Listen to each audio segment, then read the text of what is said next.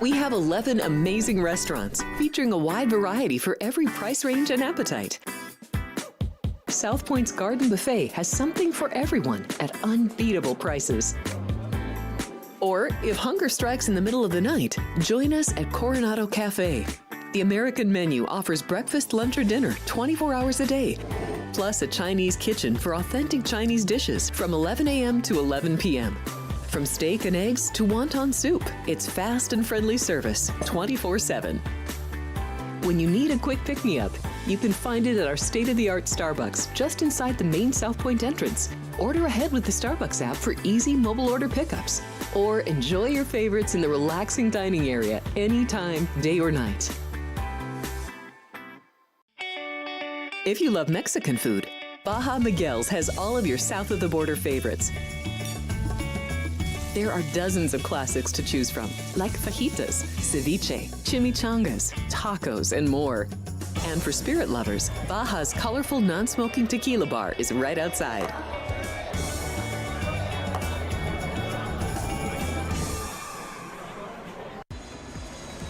Heading to Las Vegas to catch the action at Allegiant Stadium? Skip the traffic and the sky-high room rates of the Strip. Book your stay at the South Point Hotel, Casino, and Spa.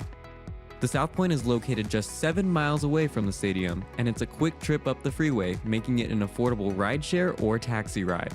And don't worry about getting here when you land in Vegas. We offer a convenient airport shuttle to get your getaway off to a stress-free start. Shuttles are also available on Raider game days for a small fee.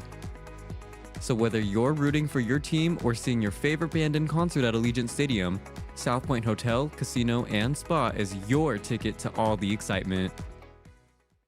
Looking for the place to catch big game action in Las Vegas? Experience the excitement at the South Point Hotel and Casino with multiple watch parties. Free parking as always, the best odds in town, and so much more. The South Point, the place to be for big game weekend.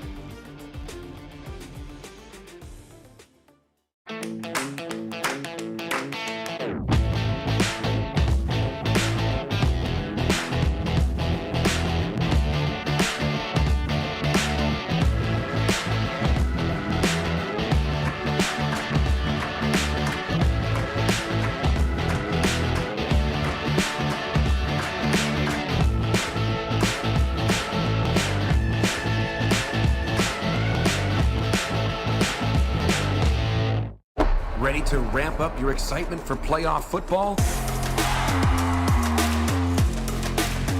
Join our hosts as they break down the matchups, key angles, and futures markets in the final episodes of Football Frenzy. Seattle Seahawks get it done. You look at these two teams and you say, wow, they did really well against quality opponents. Brock Purdy to throw an interception tied up with the Seahawks in this game. I think that's a little bit of a correlation. I would have given a huge ups to the Rams defensively. Not anymore. Don't miss your chance to cash tickets and root for your favorite team. Stream Football Frenzy every Friday at noon Pacific.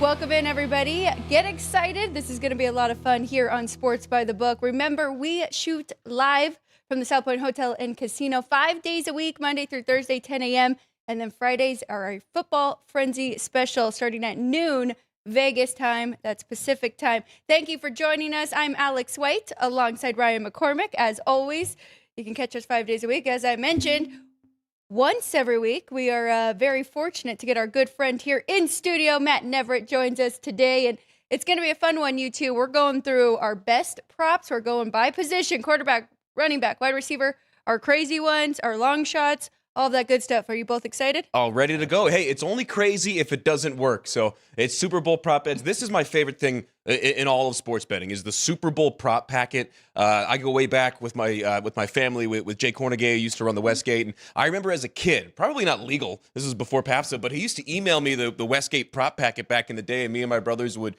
make up a game. And, everybody kind of does it now, but this was like 10, 12 years ago. And, I will say also, I've been good. I haven't gloated too much. My brothers don't want to kill me just yet, but we still got a couple of days to go until Sunday. Who are your brothers' teams? Because you live with both of them. I do. You guys lived in different places growing up, but you became a Patriots fan. What about the other two? Neither. Okay. Of them. Randomly. My brother Kyle, we work in sports out here and in betting. My brother Kyle is a Texans fan because when we lived in Denver, he wanted to be a contrarian and pick one of the teams that was close. Oh, push my headphone. There we go. And and then Drew's a Saints fan. No reason. That's right. I do remember that about Drew there. But because of Drew Brees. it had something to do with that. Something to do with a hurricane and then winning the Super Bowl. Right? I don't know. I don't pretend to know anymore. Well, we know that Ryan's team, he is a Bears fan. He is excited. They didn't have a good season. Felt just a little bit short there. You were teasing him off air, and now you are getting your bragging moment here. I'll take it. I just asked you, Ryan, what time the Bears play this weekend. That's my comeback for anyone that's mean to me this week at all. Yeah, and then I let you know that they got a couple tea times on Sunday. Lucky them. Yeah. I get to enjoy that. Ryan, let's do a quick recap of yesterday's sports and our best bets and see how we did there. I'll just tell you now, 2-2 on the whiteboard, so pretty even for me. How did everything else fare out on the ice and the hardwood? So the trends that we got from yesterday based off the South Point closing odds, this is brought to you by the South Point Sportsbook here at the South Point Hotel and Casino. So starting on the hardwood, going with the NBA favorites in 10 games yesterday, went 7-3 straight up. Totals, or against the spread, at 6-4. And totals were the same, 7-3, 7 overs, 3 unders there. And then college basketball, good day to play the favorites on the money line, not necessarily for our Rebels, but 27-4 straight up were favorites yesterday. In men's college basketball, the 4 favorites to lose were Illinois State, Lindenwood, Indiana, and UNLV, 2 of which were at home, Illinois State and Lindenwood, and 2 of which on the road, Indiana and UNLV. Against the spread, favorites were just 13 and 18 against the spread, and totals were 17-14. So good day to take the dogs on the spread, good day to take the unders, or a good day to just parlay the favorites together. So just straight up there. And then going to the NHL, favorites in 7 games were 5-2 straight up. 4 puck lines were covered, including 2 reverse, and totals were 3-1.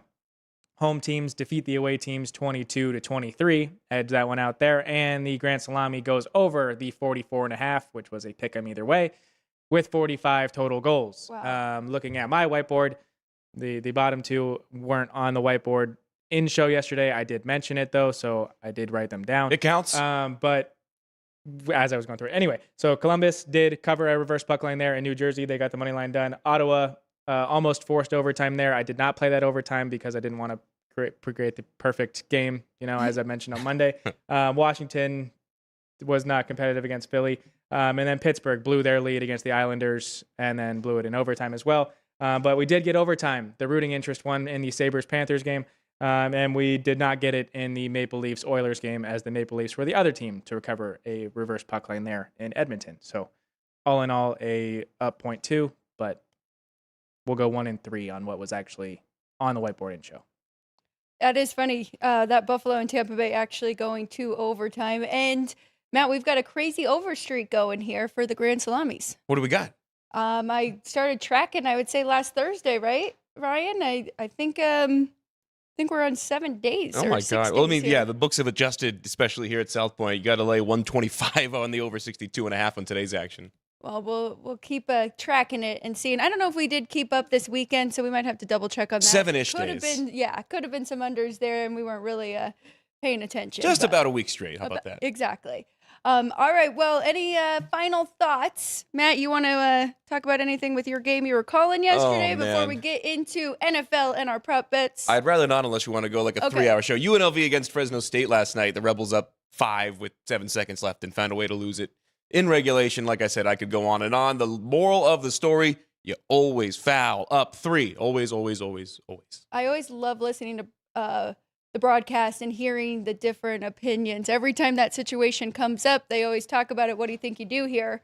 And you're saying always. I mean, they say there's no wrong answer. You're just supposed to be consistent as a coach. If you foul, you always foul. If you don't foul, you don't. And for the Rebels, that's the second time this year that they've been up 3 with a couple seconds left. They haven't fouled. They've gotten burned. Now, they won the first one against Boise State in overtime last night. Not so lucky because of some craziness. That game was nuts anyway. Game took 3 hours long. I didn't get home until like 2 a.m. So Jeez. We're playing hero ball today on Sports by the Book. Very good. Well, we're happy to have you here with Somehow us. I'll survive. Let's dive in. Let's get going on our NFL props. What are we calling this? Extravaganza here today. But we'll get it going. We all have quite a few. We've got a handful that we're going to go through. And then I'm just going to kind of rapid fire and ask you guys, and you can give me your thoughts if you didn't put it necessarily on our rundown here. But let's start off with the quarterbacks here. Matt, what are you looking at when it comes to quarterbacks? Is it a combined prop? Is it something with Drake May or Sam Darnold? I mean, with quarterback props in general, I guess with props in general, but especially with the quarterbacks, it's the most, I would say, dependent on how you think the game is going to go. I think we're all in agreement that this is going to be a fast track. I think there's going to be a decent amount of points scored. I think it goes over in general. I also think that with these two stellar defenses, especially against the run, we're going to see a lot of short passes, a lot of checkdowns, a lot of second, third, fourth options in progressions for these quarterbacks. So I generally like both of the quarterbacks to go over on their attempts, both of them to go over on their completions maybe, but attempts for sure. I like Drake May to go over 30.5 attempts. You got to lay 110 here at South Point on that one. I think that's a pretty conservative number for a guy whose confidence is growing and a team in Seattle whose defense is pretty balanced, but is really, really good against the run. And obviously New England has one of the best run defenses in the last couple of years. So I think that there's going to be a lot of short passes. I think we see a lot of aerial attack. Whether or not it's down the field is a different story, but a lot of yak, a lot of yards after the catch. And I think Drake May overs are going to be good. I think Sam Darnold overs are going to be good as well. Two quarterbacks surging in confidence at this time of the year, rightfully so. So I like that. I know you're on the same page, though. I am. I'll jump in really quick before we go to Ryan's quarterback prop here, but Drake May over 30.5 pass attempts. We know they do want to get their ground game going, but I do think they'll be playing from behind, and it might change things up. His median on the year is 28. But in the 11 one-score games, that gets bumped up to 30. In the 3 losses, he had 36 attempts versus Vegas. That was the first game of the year, if you don't remember. 37 versus the Steelers and 23 against the Bills. But if you remember that game, they gave up a 21-point lead. So and wasn't it like that 0 doesn't degrees really out? fall into that. Wasn't that one the freezing game in Buffalo? Yeah. In the I think tundra? so. So, yeah, you wouldn't expect a ton of pass attempts in that one. No, well, and they were up 21. Yeah, so and the Bills just made a crazy comeback there. Those first two are telling because those were games that they were behind from the jump and had to basically throw their way back. And if you think that Seattle's able to take a lead early on, I don't hate it. Like I said, I'm big on it, and I think Drake May is going to have a ton of completions to a ton of different receivers as well. Now, I'm not playing. I think the number on his was like 7.5 of receivers with a catch. I think that's a high number. Good luck if you're going to lay that. I don't think he completes it to 8 different receivers, but I think he is going to spread the wealth. Yeah, I could definitely get there with that as well. It is funny, both of these teams going back, trying to look at their how they played in their losses, and you only got a very small sample size here with just 3 games. And as I mentioned, going back to week 1 for the Patriots against Vegas there. I mean, these are two teams 29-2 combined since week 5. So, like, literally the hottest teams in the NFL outside of the Houston Texans when they lost in the playoffs. Ryan, where are you going with your first quarterback prop here? It's not a quarterback specifically, but I have mentioned throughout the week that I do like the interceptions in this game. Whether it be combined interceptions, both teams over 1.5, you're still getting a plus 130 price here at the South Point, as that one's available. I just think that's it's not necessarily being so dependent on the attempts or the completions or the yardage and that kind of stuff, like being player specific and kind of predicting how the game script will go. It's really kind of just envisioning how the defenses will perform against these quarterbacks. And so I do think these quarterbacks will make mistakes, whether it's one throwing 2 or each throwing 1 or more than 2. That's all we need. Or 2 or more is all we need for a plus 130 price there. So I do think it is pretty good. And then the one that is a rooting interest, and you may call it square, but players with a pass attempt in the game, pass completion in the game over 2.5. You're getting 210 here at the South Point. That one is really more just a rooting interest, one that you can do the DiCaprio meme where you point at the screen. There it is. There's a winner. So those are my 2 kind of passing props there. And we talked about that one before we took the air, just as far as that's one that always gets brought up. A lot of pundits are always on that over 2.5 players with a completion. I've seen books offer completions and attempts. Now, you're not going to get nearly as good a number on attempts, but you got to keep in mind you got to complete that pass if you're a wideout or a running back making the throw. And I think if we see it, it'll be early in the scripted part of the game. 100%, and they practiced it a million times. Yeah. It is funny because looking through it, which I'll jump in after we finish on this passing completions number of players to do that. I'll add with the interceptions, but I'm looking at ESPN and I'm like, okay, it says that Seattle offensively had 15 interceptions. Sam Darnold only had 14 in the regular season. Ryan had to look it up. It was Cooper Kupp against the Houston Texans. So they already have tried. It is in the playbook. Right, it is in the playbook. And also, A.J. Barner played quarterback, I believe, in high school. So that is why These guys all played quarterback in high school. That's true. That's very true. But that is why he is the go-to guy for the tush push. It's always Barner there because they do trust him. So it could be either of those two. Is there anybody from New England that we're thinking? Ryan, anyone that you were when you would have to be a wideout, Demario Douglas, maybe? I don't. You'd have to go back and watch. I don't think anybody but Drake May has had a pass attempt this year. Am I incorrect? I'm not sure about this year specifically, but I mean these guys are all world athletes, so I would like to think the receivers can do it, and we don't need it to be a 30-yard down the field perfect pass. Just a little need Philly special. So maybe Matt Collins is the one to do it. The Carolina boy, maybe throwing it to Drake May, the Carolina connection there. But we just need 3. This is also the 10th Super Bowl appearance for Josh McDaniels, so he knows a thing or two about game planning for this specifically with 2 weeks to get ready. I saw a video last night of Tom Brady talking about 12 years ago when the Patriots and the Seahawks last faced off in the Super Bowl. You know, you have your week and a half, almost 2 weeks straight of practice, and it was the Friday night before the game, and he said that they went in at the hotel, drew up like 3 or 4 plays. He said, I really want to add some stuff to our red zone package. He said after the fact, they scored touchdowns on 2 of the 4 plays that they drew up. Wow. So you'll see, they're not even done installing the offensive game plan now, tomorrow, maybe not even Saturday. So who knows? I was thinking 6 for Josh McDaniels, but he must have been on the staff, and that must be as an OC. Yeah, that's 6 as the offensive coordinator, but on the staff. 10th as a coach, 6 as an OC. Incredible. I'm going to jump in. I just need 2 interceptions in this game as well. I'm going over that one with Ryan here at plus 120. Diving into it, really, I mean, Seattle's defense had 18 interceptions in the regular season. As I mentioned, Sam Darnold had 14. They've already had 1 in the postseason. And then on the other side, the Patriots, 10 INTs in the regular season. Not that crazy, but 5 in this postseason alone in their first 3 games. So, like Ryan said, whether both of them throw one or one of the quarterbacks throws multiple, I do like that bet there. One more for me for quarterback before we see if you guys have any more kind of rapid fire or move on to the running backs here. I do like Sam Darnold over for his longest completion. It is 35.5. Median on the year is 40. Wow. In the 10 one-score games that the Seahawks did play, that median is 43.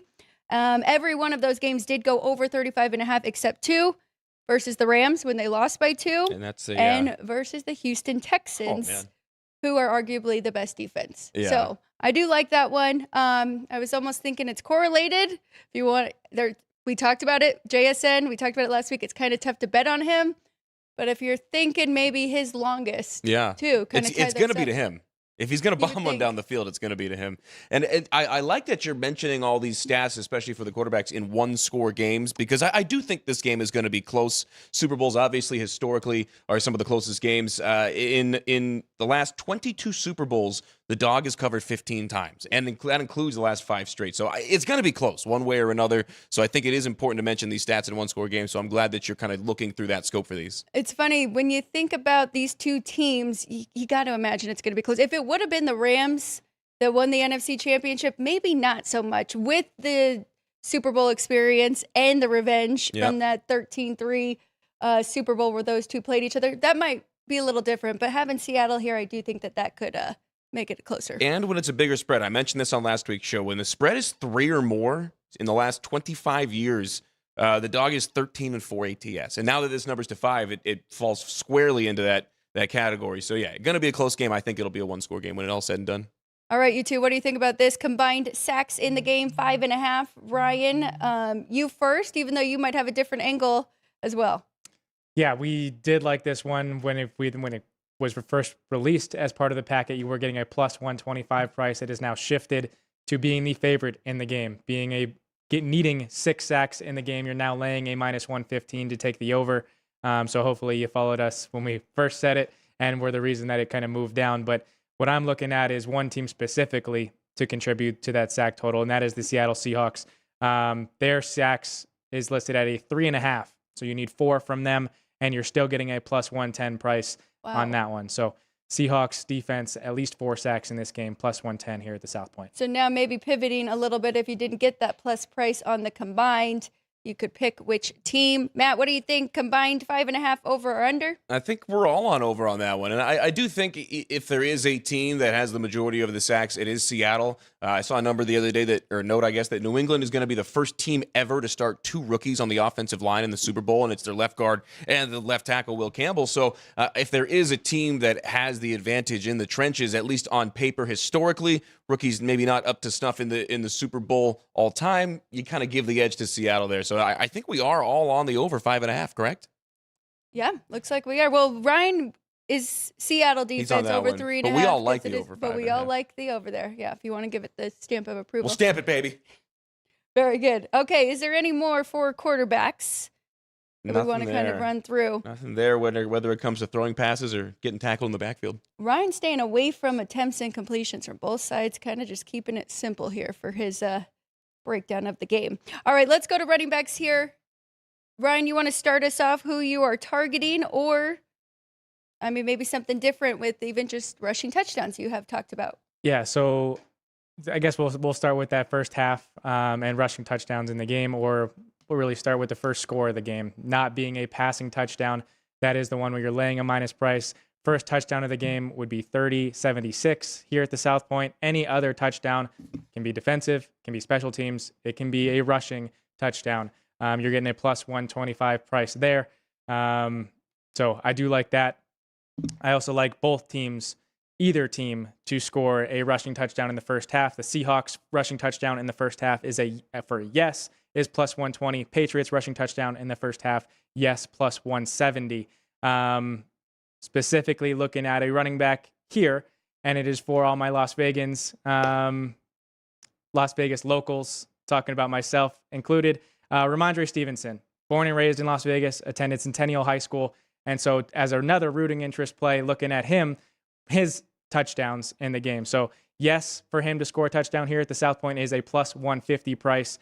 Ramondre Stevenson to score a touchdown before Kenneth Walker does. So the Seahawks can still score other touchdowns just as long as Ramondre finds the paint before Kenneth Walker does. You're getting $2 there, plus 200 on Ramondre Stevenson to score a touchdown before Kenneth Walker does. So yes, he would be the first Las Vegan to score in Super Bowl history, Ramondre Stevenson, to find the end zone here in Super Bowl 60. Does my Super Bowl touchdown not count? There we go. I just wanted to make Ann laugh with that one. I like that number. That's a creative market there on the running back, one before the other, and I do like that. That's one. The thing with Super Bowl props is there's so many of them, and B, they're so fun where like I'll look through a whole packet, see what I like, and then Ryan brings it up. I'm like, I didn't even see that, but the light goes off in your mind, and you're like, oh, I like that, and the reasoning makes a lot of sense. The other thing as well, you're talking about Ramondre anytime touchdown. Ramondre first touchdown at 9-1. So if you like Ramondre anytime, just throw some pizza money on Ramondre at 9-1. And I think that if you're going to bet a Kenneth Walker touchdown, I think the only market's going to be first touchdown at 4-1. There's just no value in anything otherwise in my eyes. I got to push back a little bit on Stevenson first touchdown. Yeah. I would look more down at Patriots first touchdown. I went through all the game logs from this entire season, and Patriots are a little bit of a slow starter. Second quarter is their quarter. So of the 17 regular season games, the opponent scored first in 9 of them. Interesting. Even if they got the ball first, they would tend to punt. Wow. But they did have a few, and I do think, to Ryan's point, to add on to that plus 200 there with him scoring before Kenneth Walker, I mean, 6 of the Seahawks' first touchdown scored were all passing. And week 16, 17, and 18 were all rushing touchdowns by who? Zach Charbonnet. Oh. So I think they might be going back to what they were doing earlier on in the season and passing a lot more like we're all kind of thinking here, where both run defenses are very good. So take a shot with Stevenson to score before Kenneth Walker. I like that. I mean, and in terms of the Seattle wide receivers first touchdown market, to your point, you got JSN 6-1, AJ Barner 14-1. And I think there is a little bit of extra value because of the potential of a tush push there. And then Cooper Kupp 12-1. I like Cooper Kupp anytime touchdown. We'll talk about the reasoning on that later. Well, let's jump in. Let's keep it going with our running backs. We'll do that, have you jump in with what you are looking at. I think Ryan might have another. Oh, no, he got all his Stevensons in there at once. All of his Stevensons. I did want to point out, because Sean had made a mention of that first touchdown score of AJ Barner going from 14-1. It is now plus 375. Oh, the word's out. What? For him to score the first touchdown in the game. So from 14-1, taking a ton of action, gone down to 375. So that is a rare miss by the book as far as the initial line on that. 14-1. Kudos to you. Please let us know in the chat if you were able to scoop that up at 14-1, because I don't think I've seen a move like that. Super Bowl week especially. It's one thing like week 1 where you don't know the teams and all of a sudden like some gadget player comes out of the woodworks in training camp. But this is the Super Bowl. We've got 20-plus weeks of data on these. So credit to the bettors who took advantage of that before that huge swing. Wow, that is a big move there. Big. I have one that I think I found, a misprice. We'll get to that later, though. I'm curious to see what you two think. And maybe we can make that one drop down a little bit too, but we'll just bet everybody else around it so that it'll go back up. It'll be by attrition. I like that. Very good. But I mean, we're talking running backs, and we're talking Ramondre Stevenson. I'll go the other side and look at Travion Henderson. A lot of times in the Super Bowl, especially as of late, we've seen a lot of second running backs getting involved, and the Patriots have split at times pretty much dead evenly, Ramondre Stevenson and Travion Henderson, as far as plays and as far as touches. Now, it's trended way more Ramondre come the end of the regular season and the playoffs, but I think that with Seattle trying to take away the running game and Drake May, like I mentioned earlier, I think going over his attempts, I think we're going to see some checkdowns. I think we're going to see a couple of catches each from both Travion Henderson and Ramondre Stevenson. Now, the line on the over on Travion Henderson's single reception, you got to lay a lot. Now, 3.5 is his receiving yards prop. And I like over.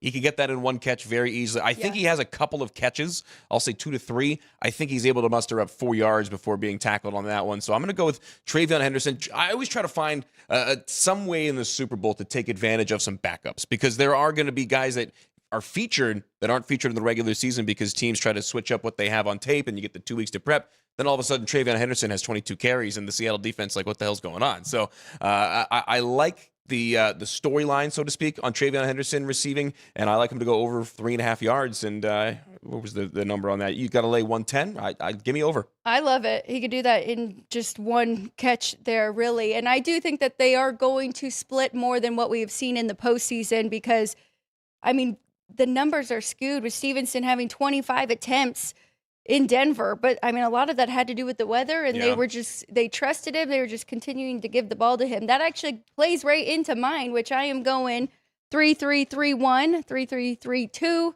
Stevenson under 14.5 rushing attempts. His median on the year is 9. He only played in 17 of the 20 games, but in his 9 games that were one-score games, that median number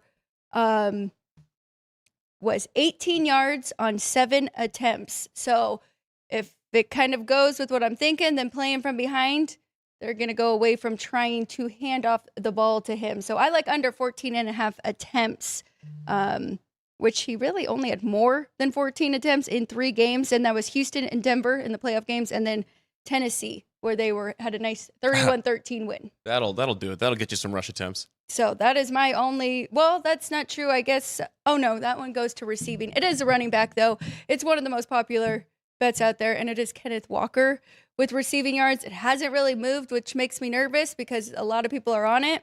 21.5 is the number there. I do like that one, too. What's his median on the year? His median, well, so that depends. And you got to get you got to get very creative, because if you look at how the uptick has happened as of late. In like the last 5 games, it goes up a lot. Okay. But the median on the year for receiving yards, where is that at? Is actually only 13. Okay, but you said it's trended upwards a lot, and it's also a lot harder to move a number up when you get more volume. It's like in baseball, you can't move your batting average up that much by the end of the year. So that 13 doesn't necessarily scare me off as much as it should. I mean, the 2 playoff games, though, he had 49 receiving yards on 4 receptions against the Rams, and he had 29 against San Francisco, 36 in the game before Week 18 for that 1 seed. 6 against Carolina, but then 64 against the Rams before that. So in the games that they've needed to win, they've gone to him in the air. That's right. And I think without Charbonnet and with the Patriots, I was making the case their run defense wasn't that great, but then I really dove into when Milton Williams was out, and that is when the running backs really went off. So they got to get creative there. So that is it for me for running backs. Either of you two, anything else you want to throw out there? I mean, the bird has flown the coop, so to speak, on any value on anything traditional for Kenneth Walker. He's going to get his touches. He's probably going to score a touchdown. So you're going to have to get creative in finding some value on this Seattle running back. Yep. And we think this is going to be a high scoring game. I think we're going to see more wide receivers getting in the end zone than running backs for sure. I might be on an island here with you two. I'm more leaning to an under You here. think so? I mean, it's the lowest total we have seen since the Denver and Panthers game, which was set at 43.5, and that one stayed way under. I was in college. I'll get that. You remember that, though, right? I was in college in North Carolina, though, so that's why. Oh, yeah. Yeah. Yeah, I'll get that actual number. I think the final was in 30s, though. Yeah. Ugh. There's also Cam Newton had, an outstanding good year, young quarterback, and then in the big moment, it was kind of tough. I'll tease my teaser. I'm going to tease the Patriots in the over. Over 39 or whatever, 39.5. It's moving a little bit, but 39.5 as of right now. That's a tease for my teaser coming up later. I think we're getting to 40 points. I think so, that. too. I think it's moving a sweat not much more. for whoever not bets much on more. the total. Yeah. I don't think it's going much more. I got to score in mine as well. All right. What about wide receiver? Oh, sorry, Brian. Just to your mention of the lowest total since that Broncos-Patriots Super Bowl or Broncos-Panthers Super Bowl, that total was 43.5. And it was in the same setting. It was in Santa Clara, California, in Levi's Stadium. That's right. The first time that San Francisco got to host a Super Bowl. And from what I'm hearing in this year's edition, this might be the last time San Francisco gets to host. Yeah, something about that electric station, right? Well, really just the mess of I know everything going around. But yeah. Yeah, no, it's all the electrical substation. We'll go with that. I don't know if you guys have heard this, but Drake May was at that Super Bowl. Have you heard? Was he? You haven't heard? I did not hear that. No. Oh my gosh, they've talked about it a million times. I mean, every network. I love Drake May. As a Panther fan, yeah. Yeah. Across the country to go to that. So, yeah, that is very interesting. Final score, do I have that? 24-10. There we go. So 24-10, and the first half was higher scoring. Well, yeah, it was a blowout that wasn't a blowout in the score. Yeah. Yeah, that was a one-sided game. All right, who's starting us off with some wide receiver props? And I don't know combined if we have a ton, but I know we have some anytime touchdowns coming. Yeah, I don't have a lot of receiving props per se. I am going to go with Cooper Kupp anytime touchdown. Veterans in the Super Bowl oftentimes get targeted. I think they throw it his way early and often. I think he's able to find the back of the end zone. And you got to get plus 250 on that. It's not a great value. He's 12-1 first touchdown score, and I definitely don't hate that on some scripted plays, maybe a rub route that gets him open. Hey, maybe you hit your longest touchdown prop and we get a Cooper Kupp touchdown on that first drive of the game. I could very much see that, but I think Cooper Kupp is going to be a stabilizing force for this Seattle team. He's been motivated and locked in as we've ever seen him, especially that matchup against his former team in the NFC Championship game. So I like Kupp to score. First touchdown at 12-1 seems juicy. I might lay that for like a pizza money bet. I'll probably kind of splash the board on the first touchdown. Cooper Kupp's going to be one of them. Stephon Diggs is going to be another. Drake May rushing touchdown is going to be another. So I'll probably throw $10 on each of those and just hope for the best. But I think Cooper Kupp is going to have a big time presence in this game one way or another. I'm looking at the Patriots side. I'm looking at two different receivers that have a 2.5 for their receptions. Both of which you're getting a plus price to take the over. And the first one I'll talk about is Kayshon Boutte. He has led the Patriots in snap counts as a receiver in the last 4 weeks. When Stephon Diggs and he have played in the same game in the last 6 weeks, and Kayshawn returns from injury, Kayshawn outsnapped Stephon in 6 of those 8. So I do think Kayshawn Boutte is going to be on the field for a majority of this game, and just needing 3 catches from him, getting a plus price there is worth it to me. Also looking at Matt Collins, who is also coming back from injury, did not play the final week of the regular season, did not play the final 2 weeks of the regular season, did not play the first 2 weeks of the postseason, and last week he had more snaps than Stephon Diggs did. So with Stephon Diggs being the leading receiver in props for this game for the New England Patriots, I would think it is worth it to take a shot on those guys beneath him that are still outsnapping him, in Matt Collins and Kayshawn Boutte, to get it 3 catches apiece. You're getting plus prices on both of them.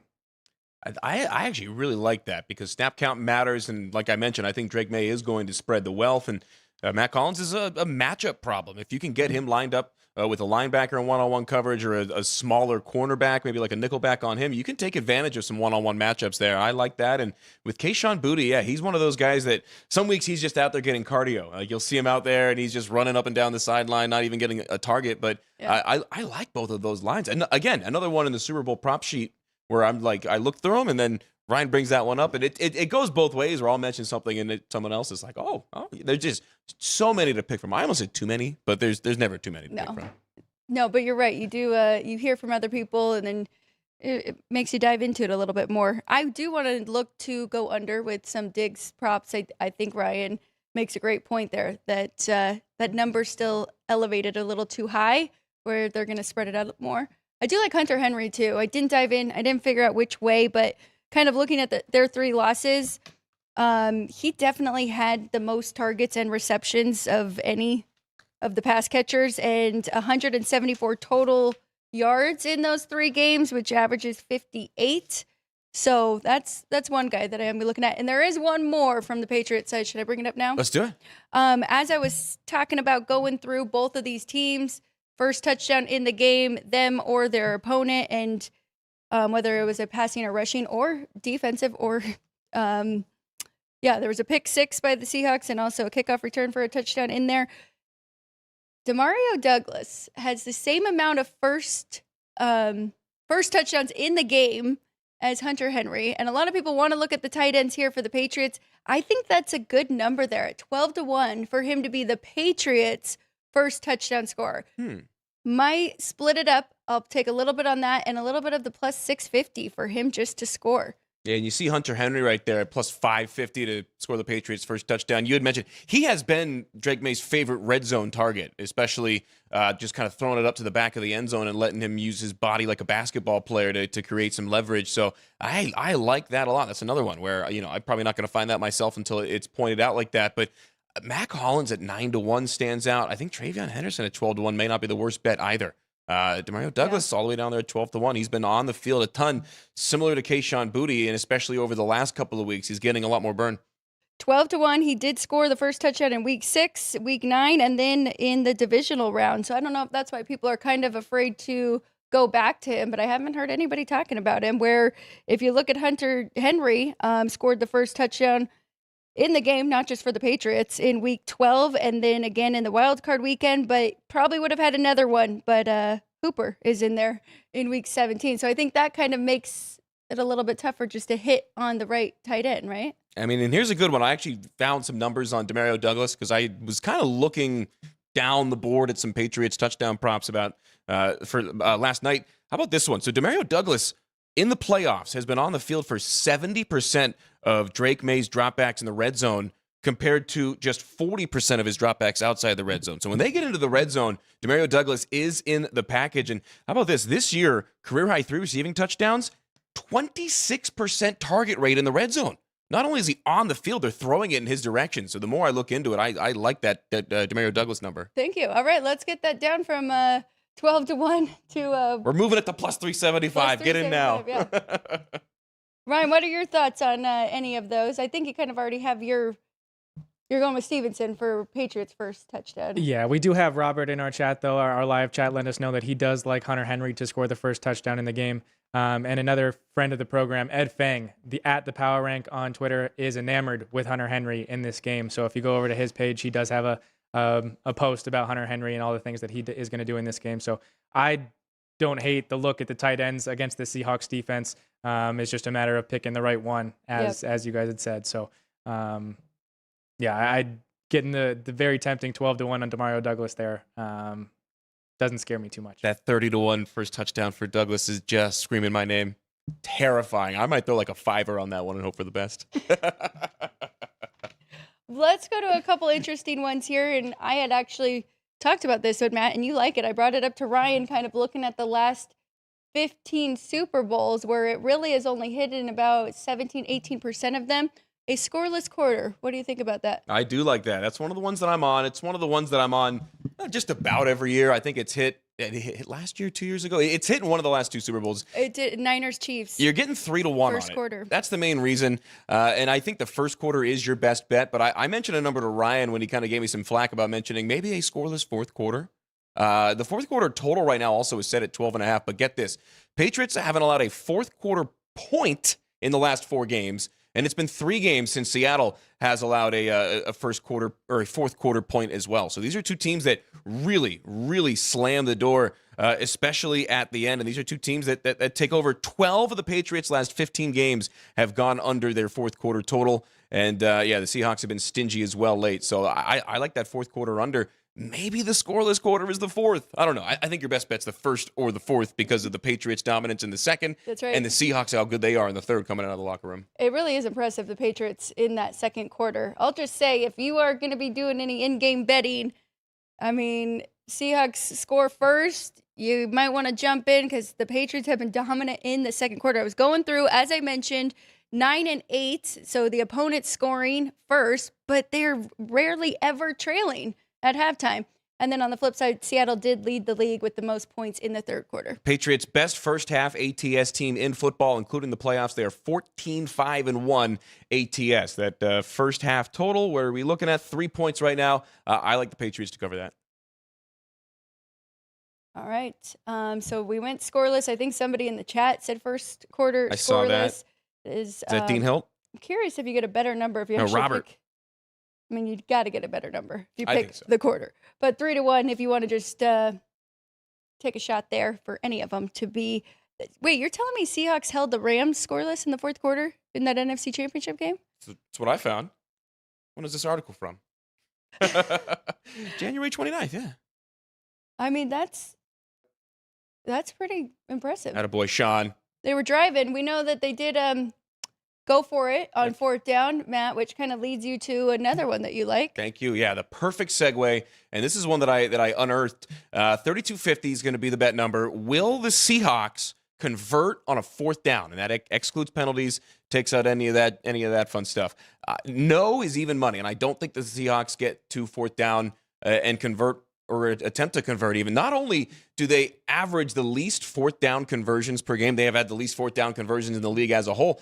They average the least fourth downs in the league. So not only do they not go for it often, they don't get there very often. And with the Seahawks as dominant offensively as they've been, especially in the last couple of games and kind of getting over that hill, beating the Rams in the NFC Championship game, they don't get to fourth down that often. And they go for it even less. Even money on the no. I like that on a game where two teams are typically more conservative than they are in the regular season and even in the playoffs. So that is combined. That is not just. No, that's just Seattle. Just Seattle. Okay. The Patriots are a different story. They're not quite money. Dan Campbell level of going for it, but the Seahawks are conservative and they are not in that situation very often, I should say. So the Seahawks to convert on a fourth down, no. I like that. Nice plus price there. Ryan, any more for you before we get into our MVP picks or even just value picks for that and then go to our predicted score? It would be to mention the first turnover of the game and whether or not which team has the first turnover of the game, and the plus price you're getting there is with the New England Patriots at an even money. So thinking that Drake May is prone to making mistakes, throwing turnovers, throwing interceptions. I don't necessarily think the first turnover will be a fumble. You're getting a plus price there if you want to play that one. But first turnover of the game by the Patriots in this one, even money there. It would be another plus price there. I guess people are listening to us again because we did talk about that one, markets, whether baby. it was last Friday, but we brought up it was plus 110 at that point. So, or they just saw it and they liked it as well. It's moving. So jump in now before you have to actually get that 11-1 minus 110 there. So, all right, let's go MVP. Whether it is, I guess we should do both. Is there a long shot you're taking, and then ultimately with your final score prediction, who you think will be the MVP for this Super Bowl 60? The Super Bowl MVP is so tough, and I rarely, if ever, actually bet it because it's turned into a quarterback award. And the NFL's regular season MVP has turned into a quarterback award, and the OPOY just kind of goes to the next best player that doesn't play quarterback. And the Super Bowl MVP, while historically has been a pretty wide open market, 7 of the last 9 Super Bowl MVPs have been quarterbacks, including the last 3. You got Jalen Hurts twice, or rather Jalen Hurts and Patrick Mahomes bookending him there. And I don't really see much value on anyone outside of that top 3. It would be Darnold, May, and Jigba or Walker. Outside of that, I mean, and then you see the market take a giant leap from 8-1 to 30-1. I don't know the last time I've seen that big of a drop off after just the 4th name on the list. So it's either going to be a quarterback or somebody's going to come out of the woodworks and have an insane game like a Marcus Jones or something like that at 100-1, and everybody gets burned except for the one guy in your office who bet for the first time this Super Bowl Sunday. That's always how it works. It's like March Madness. I lose the bracket every year to my little cousin who bets on who picks the mascots and the team colors. It's kind of the same way it feels like if it's not a quarterback, at least as of late, for the Super Bowl MVP. Well, we know who you're picking for the game. You don't have to give us your final score yet, but so are you sticking with the quarterback there? I'm sticking with the quarterback. It's whoever you think is going to win the game. Bet the quarterback. It would be Drake May for me at plus 220 there. I mean, Smith and Jigba would be the only other player that I would bet outside of the quarterbacks. Ryan, what are you thinking? I'm exactly right there. Except, well, I guess I'm not exactly right Where's there. Where's your Homer Ramondre bet? So, not for Super Bowl MVP. It would not be Ramondre Stevenson. It would be the long shot of Marcus Jones. Yep. The guy that Matt mentioned at 100-1. He is one of the Patriots DBs. He is fully capable of getting interceptions in this game and fully capable of returning those and taking them to the house. He is also their punt returner. He was asked about having the opportunity to be the first player in NFL history and Super Bowl history to return a punt for a touchdown, and he said that'd be pretty cool. So I bet. Not just on special teams, not just on defense, I guess not just on defense and not just on punt, but also on kickoff. He has every opportunity to make a big play happen. Marcus Jones does. So 100-1 there for the long shot of Super Bowl MVP. And then for the Seahawks, if things play out how we think, I'd be going with Kenneth Walker. If it's a shootout type game, I think that kind of favors really whoever finds the end zone twice. But if it is end up being a tight game, it'll be through the legs of the running backs. And so I do think Kenneth Walker will be the guy to find his way through the Patriots defense and possibly win Super Bowl MVP. That reminds me, there is a bet out there I have to find, and I don't know if it's here at the South Point, but for Kenneth Walker to score a rushing touchdown and have a receiving touchdown, I think that is pretty interesting. If the price is right there, I think that would be a good way to look for him, because that was my initial thought too. I have not gotten involved here yet. I mentioned I put a pizza slice on Cooper Kupp at 250-1. Okay. Before they won the NFC. And then I also took, that same day, I took Rashad Shaheed at 40-1, but it looks like that hasn't even really dropped. So I have those 2 long shots for Seattle. I don't know. I'm deciding between Kenneth Walker and Sam Darnold. Gotta bet one of those. These are 2 dynamic teams in the return game, and you don't get to the Super Bowl with bad special teams. What's the number on defensive? The Rams almost did, but yeah, really. Defensive special teams touchdown. I just saw it on here. Maybe take a look. I saw a note. I saw a note on Rashid Shaheed the other day, and then Marcus Jones, obviously the dynamic returner on the other side. Rashid Shaheed, outside of the 3 games against the Rams, I think it's like 1 or 2 touchbacks. He when the ball is in the air and they're not playing LA, he brings it out. So you're going to get a volume of attempts, and Marcus Jones, a dynamic returner, especially in the punt game as well. So you may get a shot. And I'm not going to bet. I'm fully saying this. I'm not betting it, but you may get a defensive or special teams touchdown in the return game for sure. And then you're taking the crapshoot on defense. Maybe not a James Harrison 99-yarder, but maybe. Who knows? That's why I do think rather than trying to pick which defense or special teams and looking for Seattle or New England, just betting the combined. That's the way I did it. That's the way I like it. 3091 defense, special teams, touchdown yes, I do think it could happen from either side. I think so. Yeah. They're both similar in that in a lot of regards on those sides of the ball. All right, Matt, what's the final score? Super Bowl 60. What do you think? Final score. Do you want my plays and then the score, or the score and then the plays? As far as the spread and the total. Okay, spread and total. Here we go. So I'm not going to bet this one straight as far as the spread itself, but I mentioned the tease earlier, and now that it's at 5, I like it even better. So I'm going to tease the Patriots to 11. I'm going to tease that total down to 39.5 and go over. That's my tease. I'm also on the Patriots money line. I think that they win this game. My score prediction, to answer your question, I'm going to say 27-20. I think both teams have a couple of field goals, including in the early stages of the game. I'm also going to bet will either team make a field goal in the first quarter? You got to lay 120, but historically that gets out of the way on the first drive more often than not in the Super Bowl. I think we see some early field goals, so I think 27-20 is going to be your final. You get the Patriots on the money line, still at plus 195, even though that number moved a half a point. And I'm on the alt spread. I don't think this is going to be a field goal game. Bet number 3020. Patriots alt spread minus 3.5. Now, it feels aggressive, but I have to go with it. You're getting plus 290 on that. So basically 3-1, and that may actually be closer to 3-1 now that the line has moved to 5. So I'm gonna put my heart on the line.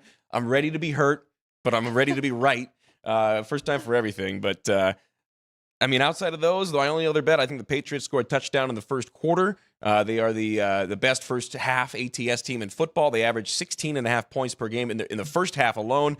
And you're getting plus 150. That's actually a number that's moving in your direction as a better. I think it was plus 120 before Sean caught it and mentioned that they had a better number here at South Point. So plus 150 on the Patriots scoring a touchdown in the first quarter. I'm all over the Patriots. I think the tease is my favorite of the 3 ways that I'm playing it, getting them up to 11 and that total at 39.5. I think we go over 40, not by much. And with that in mind, too, I almost forgot another one of my absolute favorite Super Bowl prop bets that I probably will be betting. Longest made field goal or total points, which is more. Longest field goal is plus 120. So if you think that, in my mind, there's going to be a field goal of over 48 yards, yeah, I like that. I think there's going to be a 50-yarder, especially in the early stages, bending but not breaking on these defenses. 31-21 is your bet number on that here at South Point. I will be betting that one. All right, Ryan, you got to follow all of that with your side total and your and your score prediction here. A glowing commendation. All right, I like the over 45.5. My score prediction would be 30-24 Seattle. Seattle covers. Seattle wins outright. Total goes over. 34-24 would be my exact score prediction. And then I will write up my 10 plus prop plays, 10 prop plays of plus money for you guys to have on the whiteboard at the end here. We may have to post that as well so people can find that. I just said that because I'm going to be just like Ryan.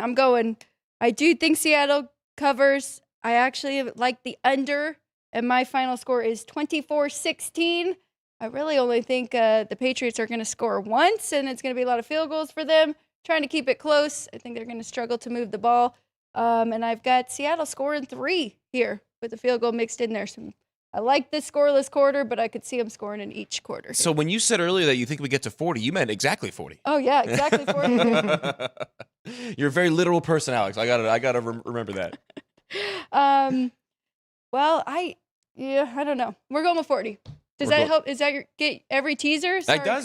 That helps. That helps. Yeah, that hits a tease. I'd rather hit the alt spread, but yeah, I'm sure. Yeah, we can't all be happy, right? That's right. That's all right.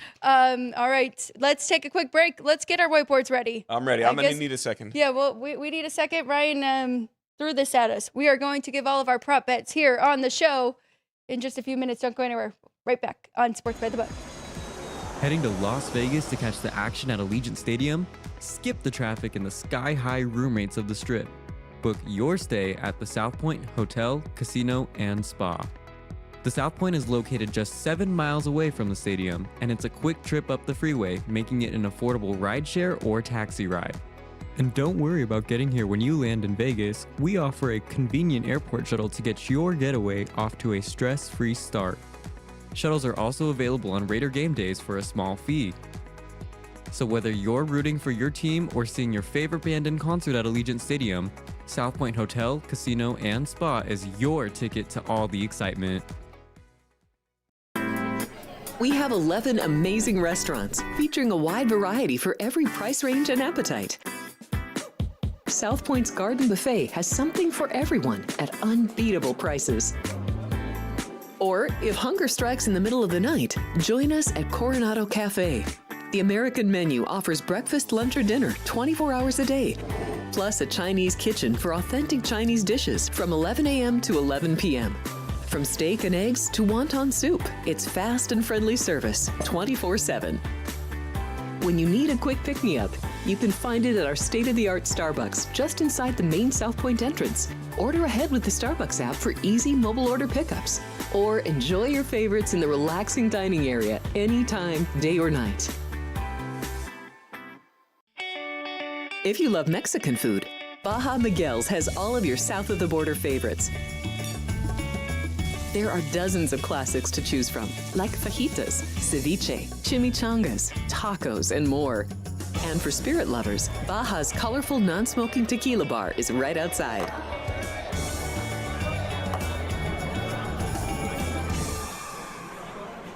Looking for the place to catch big game action in Las Vegas? Experience the excitement at the South Point Hotel and Casino with multiple watch parties. Free parking as always, the best odds in town, and so much more. The South Point, the place to be for big game weekend.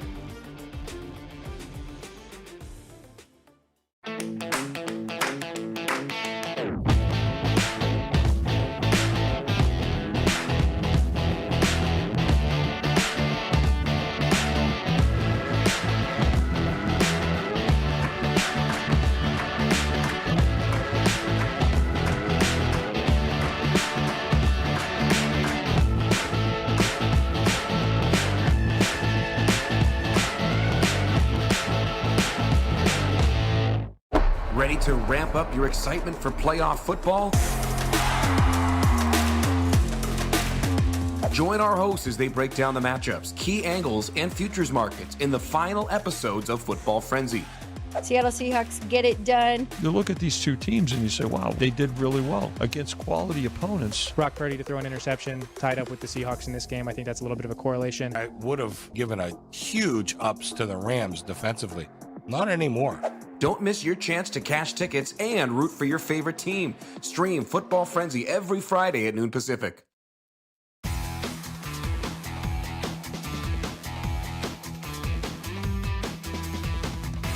Here we go. Welcome back, everybody. Sports by the Book, live from the South Point Hotel and Casino. While we are finishing up our Super Bowl 60 prop bets here to give out, just want to remind everybody, if you are looking for a place to watch the big game, look no further. Come to the South Point. We've got some big game parties all around the South Point.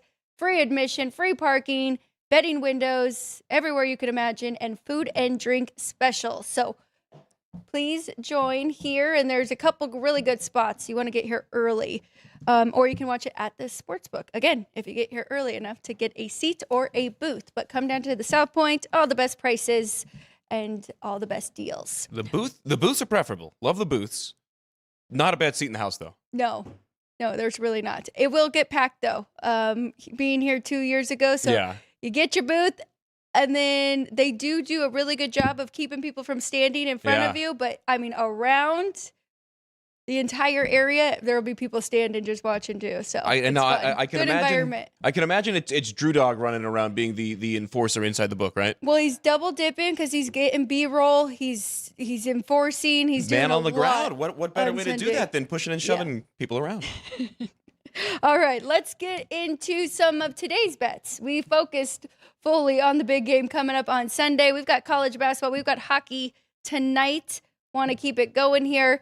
Matt, do you want to start us off? You've got one college basketball play. I do, yeah. Amidst all the histrionics of the Super Bowl and all the prop bets and my whiteboard where I used about half of a marker to write everything down, I am looking at a college basketball play. You know, I wasn't scared off by the heartbreak last night in Fresno. I am still looking at college basketball, and I'm sorry, Chris, this one's going to go against Robert Morris, the fighting Chris Andrews, hosting the Wright State Raiders today. Wright State is 10-2 in the Horizon League, winners of 4 their last 5. They're a very, very short favorite, and I love Wright State on the money line in this one. Laying 2.5 is not the worst either, but the Raiders averaging over 80 points a game, which in the Horizon League is a lot, shooting 49%. They've scored 77 or more in their last 4 games, and Robert Morris is coming off of a game where they gave up 83 against Purdue Fort Wayne. They also averaged 13 turnovers a game, which is a really high total. And this Wright State team, one of the biggest pickpocketing teams in the country, averaging 8 steals a contest. I think Wright State runs away with this one in Moon Township up there. Sorry, Bobby Moe. Sorry, Chris Andrews, but I'm going to go with Wright State. I'm going to lay the money line here. It's like minus 145, 150, depending on where you look. Going with Wright State here. Money line minus 145. I've got one college basketball. I'm not afraid of these unders. Not yet. I'm going Seton Hall and Villanova under that 135. These two did already play this season.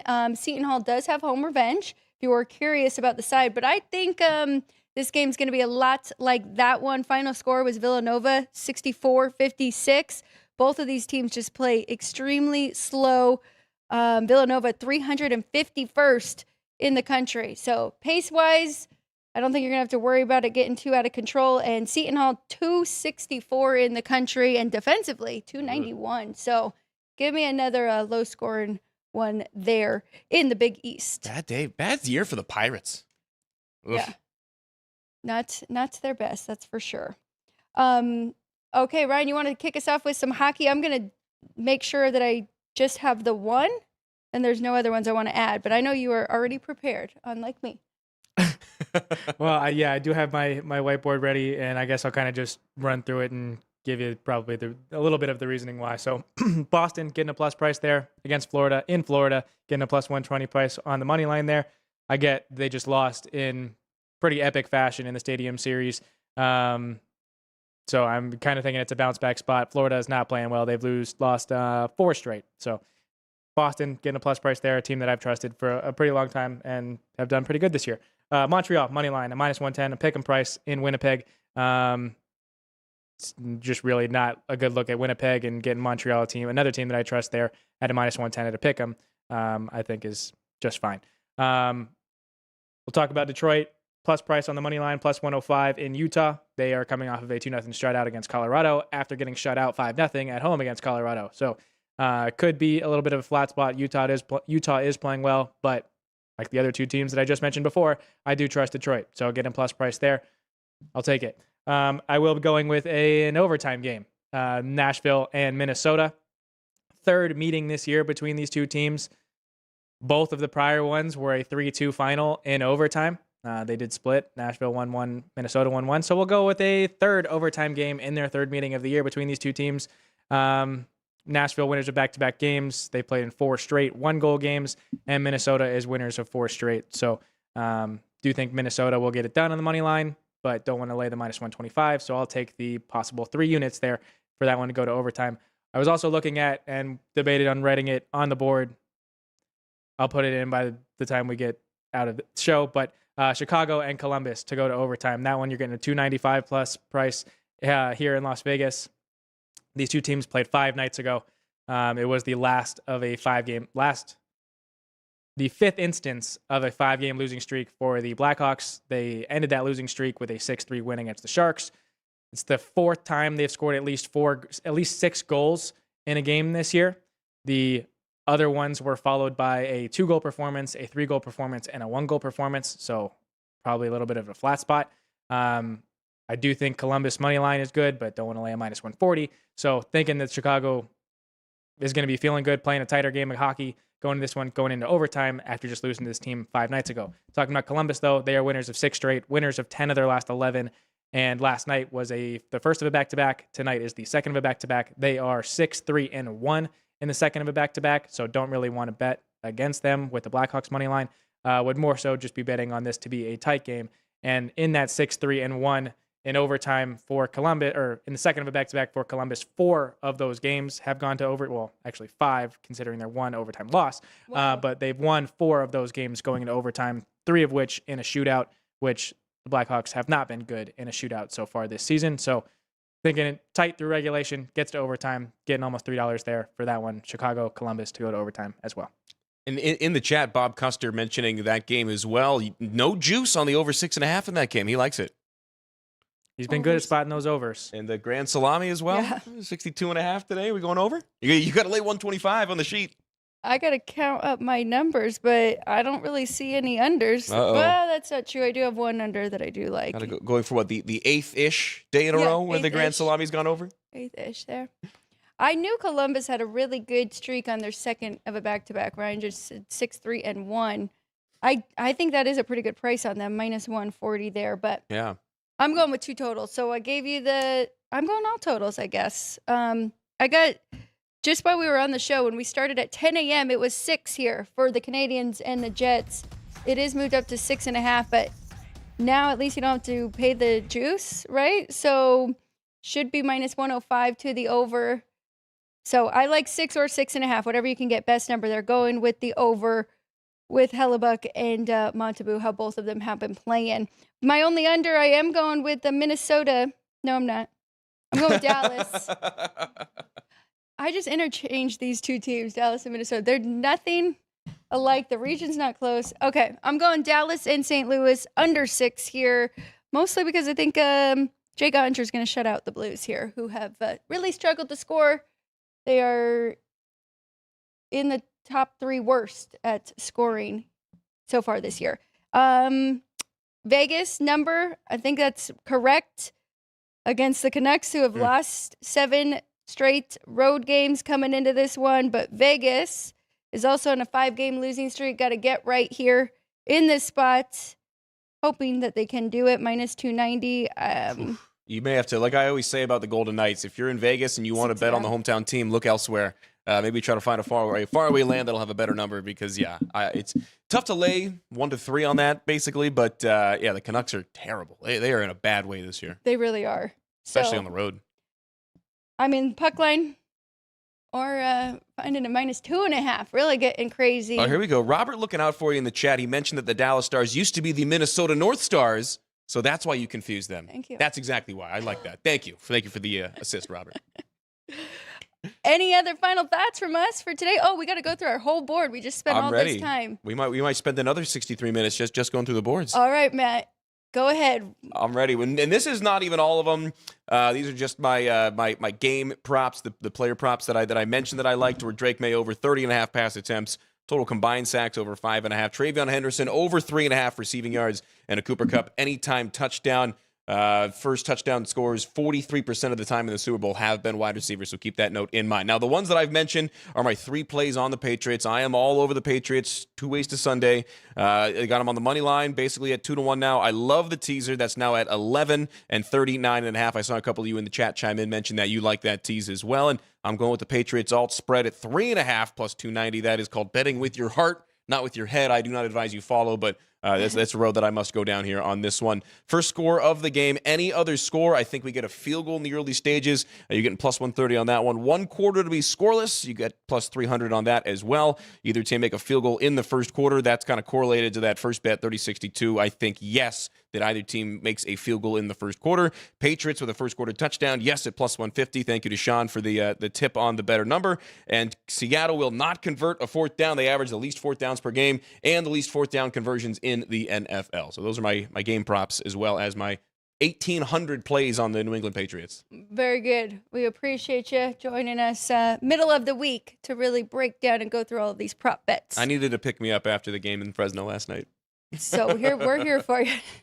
All right, Ryan. I know we'll probably be adding a few the next 2 days, maybe. But here's what we got on this Wednesday. Yeah, so I do have 11, lucky number 11 here for plus price prop plays in Super Bowl 60. First touchdown, first touchdown in the game, not being a passing touchdown. It's qualified. It's either a passing touchdown or any other touchdown.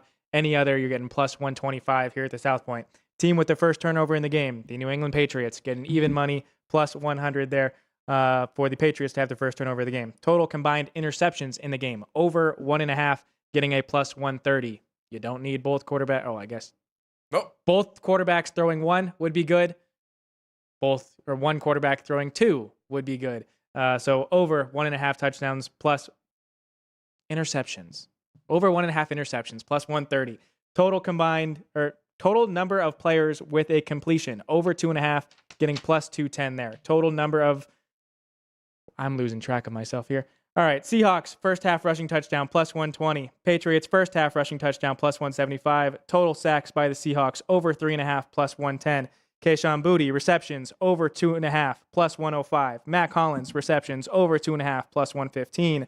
And Ramondre Stevenson, the Las Vegas kid, to have a touchdown in the game. Yes, there plus 150.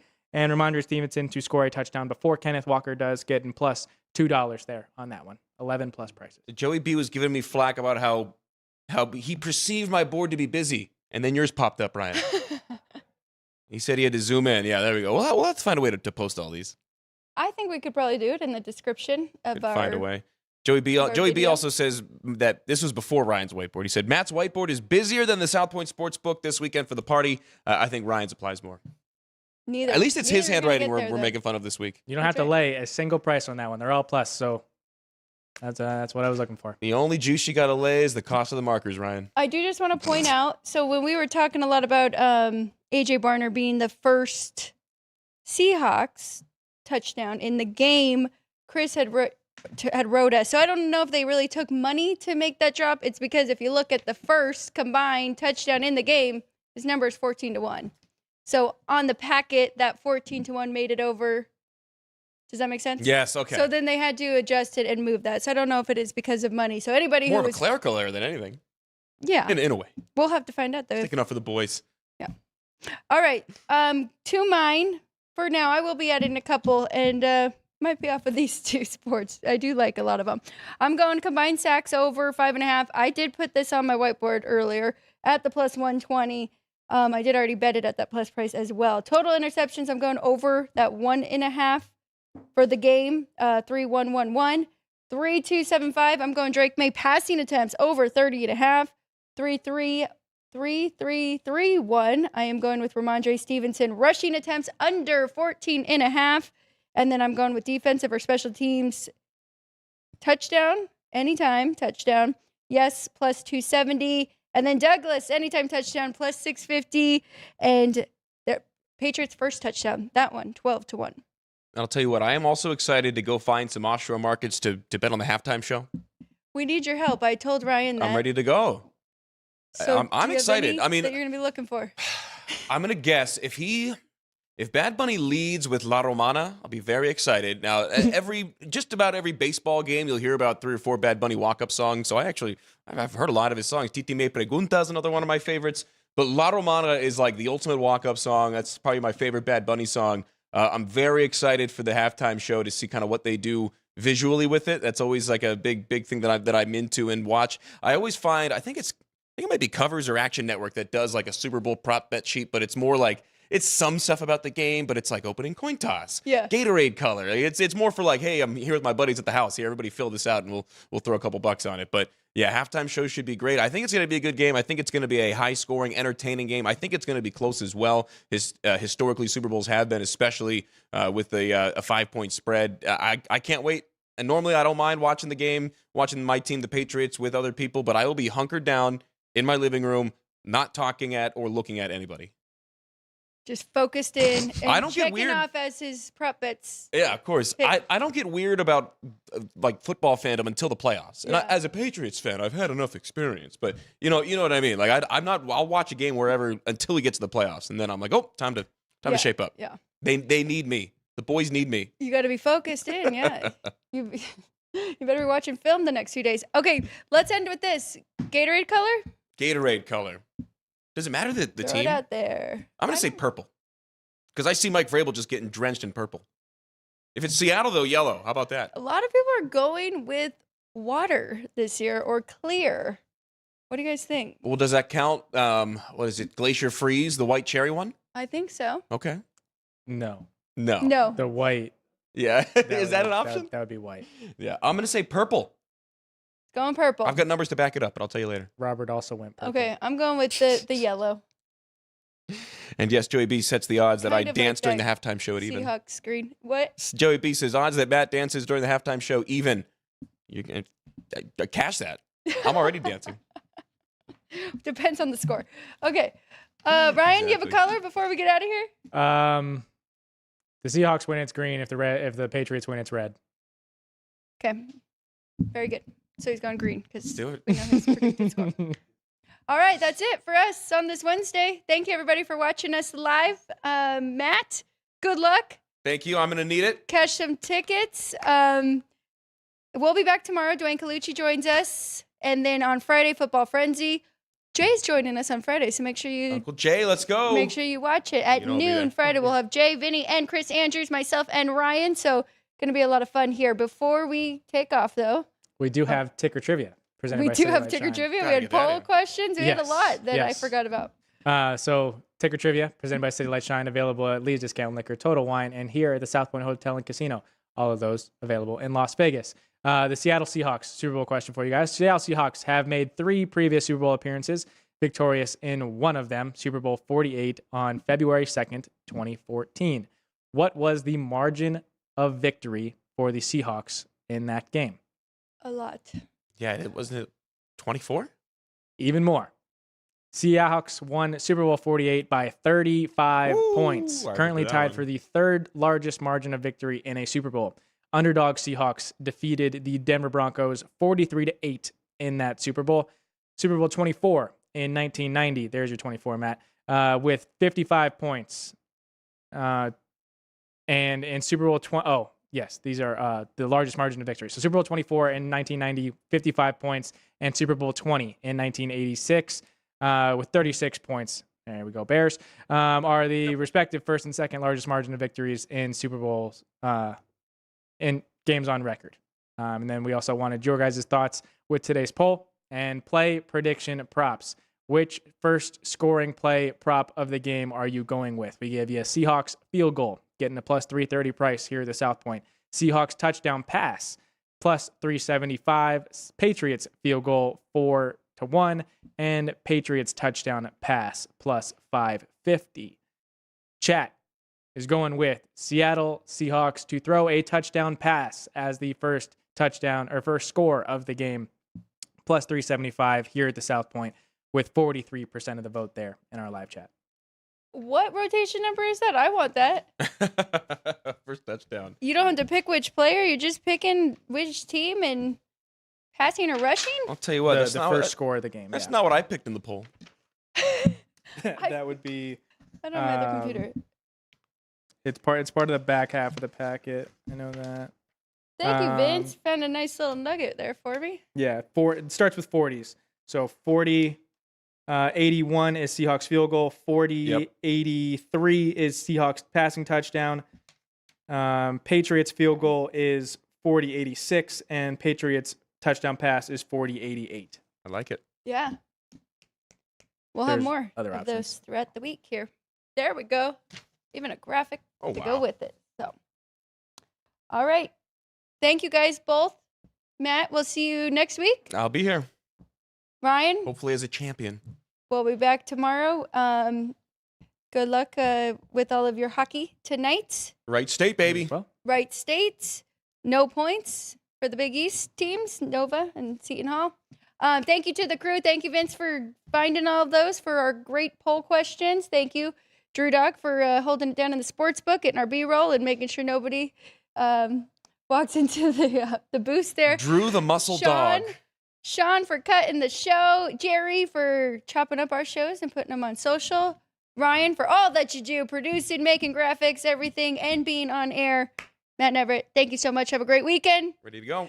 It's going to be a fun one. Super Bowl 60 coming up. We'll be back tomorrow, 10 a.m. with Dwayne Colucci from the Resorts at Summerlin. You don't want to miss it. Go ahead and bookmark it now. I'm Alex White. I'll see you again tomorrow. Good luck. Cash some tickets, everyone.